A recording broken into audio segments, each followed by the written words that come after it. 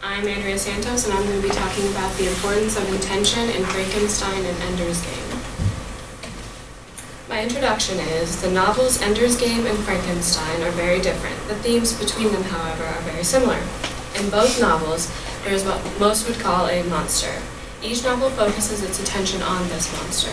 In Ender's Game, you are led to believe that the monsters are the buggers, which are the aliens that the humans are fighting.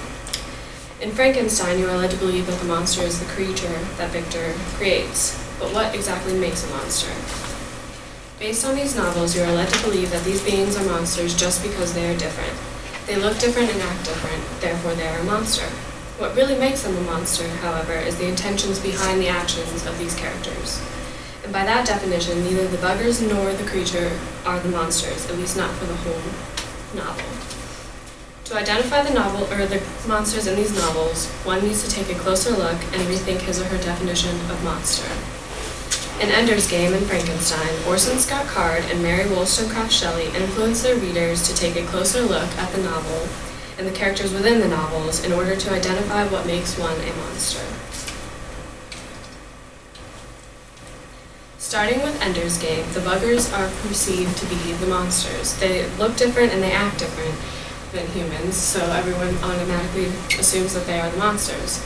And they seemingly attacked the humans for no reason. Nobody really even questions it until Ender comes along. When Ender does discover that they meant no harm all along, the reader is forced to rethink things. The buggers had no ill intentions, therefore they couldn't possibly be the monster. So who is? The next obvious answer would be Ender Wiggins. He is the one that kills the buggers. All throughout the novel, his only goal is to kill the buggers. He goes along with it at first, but the more he thinks about it, the more he decides he doesn't want to do it. He thinks there has been some sort of misunderstanding, and when he does kill them, he isn't even really aware of what is happening. Those in charge of him trick him into doing it. He does not intend on killing the buggers. He means no harm, so maybe at first he does, but at the end he realizes his mistake. So Ender can't be the monster here. Now there's only one logical answer: those in charge. The people in charge of Ender, specifically Colonel Graff, are the real monsters here. They seem like they are helping the human race, but what are they really doing? They exploit these children for their intelligence and their skills. Time and time again, they put Ender, along with everyone else in Battle School, in danger. And the children have no choice in the matter. In the article by Melissa Gross, she says, "The shaping of the child begins in the first months of life when the child is defenseless to do anything but accept the way he or she is treated. Because of this limitation, children learn early on to accept that their lives are controlled by the adults in charge of them. They are defenseless and that they must repress their feelings in situations in which they are coerced, hurt, or humiliated." Ender is cautious at first about going to Battle School, but he eventually decides that he should go. He knows that this is why he was born. His fate was determined before he was even born because he was a third. Colonel Graff makes it seem like he has Ender's best interests in mind, when really he only cares about fighting the buggers. He drives Ender to the brink of insanity. He intentionally hurts Ender. He isolates him, makes his armies fight constantly, and does not help when someone attacks him, which ultimately ends in someone being killed.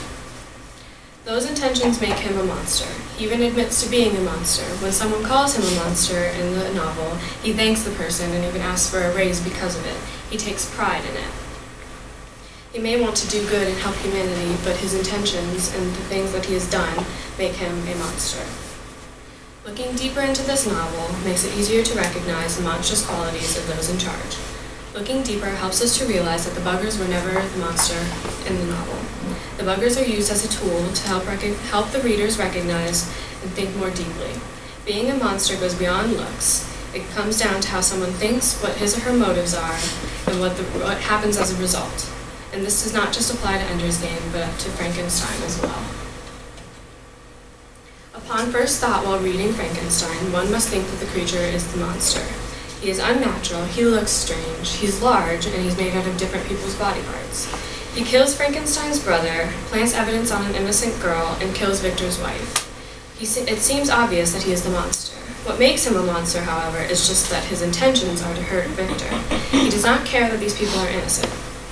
Page 109, the creature sees Victor's brother and says, "Frankenstein, you belong then to my enemy, to him towards whom I have sworn eternal revenge. You shall be my first victim." His only intention here is to inflict pain on Victor, and does this by killing Victor's brother. And because of those intentions, he is a monster. The role of the monster, however, changes. The creature takes revenge towards the end, which is when he is the monster. At the beginning, however, Victor can be considered the monster. He intends to make life in an unnatural way and for his own selfish purposes. There comes a point when that switches, though. According to Paul Sherwin, what is strange here is that the creature is a sleeping beauty until its stirring rouses Frankenstein to recognize the monstrosity before him. When the creature awakens, the switch turns on, and Frankenstein recognizes what he has done was wrong. Here is where he is no longer the monster. Sherwin also refers to Victor and the creature as mutually fascinated antagonists. This means that they are both, in a way, the bad guys. They are equal because they share the role as a monster in this novel. They both have intentions that make them a monster. These novels have two things in common: the obvious monster and the not-so-obvious monster. The obvious monster is easily recognized through a literal reading of each novel, and the other is only recognizable after some deep thought. Orson Scott Card and Mary Wollstonecraft Shelley have done something important here. They have urged their readers to think deeper and take a deeper look to explore within themselves what exactly makes a monster. Looking further into the texts makes it understood that a monster is not only something that looks and acts different, it is something that has monstrous intentions.